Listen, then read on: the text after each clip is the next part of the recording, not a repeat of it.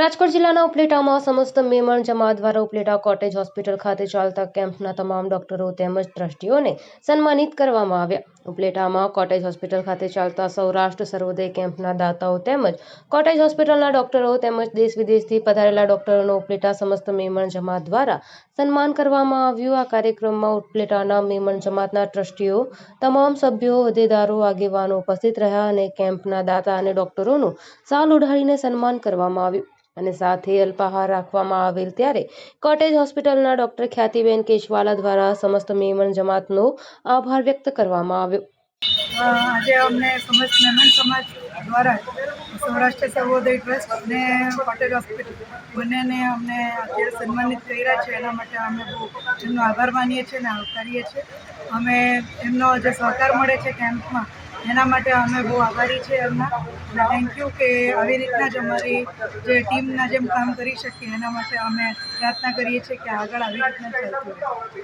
આજે વર્ષોથી આ જે સૂર્યોદય ટ્રસ્ટ કોટેજ હોસ્પિટલમાં દર વર્ષે વર્ષના આખરી મહિનામાં આ નિદાન કેમ્પનું જે આયોજન કરે છે તે બહુ જ સરાહનીય છે. તેઓના જે ટ્રસ્ટી છે, તેઓના પ્રમુખ છે અથવા જે બહારથી જે ડોનર છે, જે ડૉક્ટર જે આવ્યા છે તેઓનું સમસ્ત મેમણ જમાત ઉપલેટા વતી આજે સન્માન કરેલ છે અને બધાને અમે આવકારીએ છીએ અને આવું કામ કુદરત તેઓ પાસે લે એવી આશા રાખીએ.